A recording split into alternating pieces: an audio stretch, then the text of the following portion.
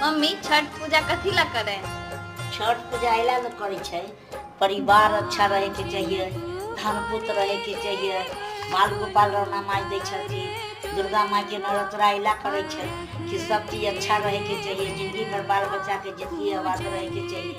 तो सब वहे लागल छठ दुर्गा पूजा कैलक, छठ पूजा कैलक, अपन परिवार के लिए बेटी पुत्र धन दौलत बनल रहे, रौना माई दिए देह सामान दिए, बाल बच्चा आबाद रहे, कमाई कमाई में बरकत दिए दिना दिन कर। दुर्गा माई एला लोग ये सब पूजा पाठ लोग करे छे, परिवार सीमित रहे के चाहिए, परिवार जुड़ल रहे के चाहिए, एला लोग पूजा पाठ करे छे। अहाँ कैगो सूप करे छी मम्मी? 7 गो।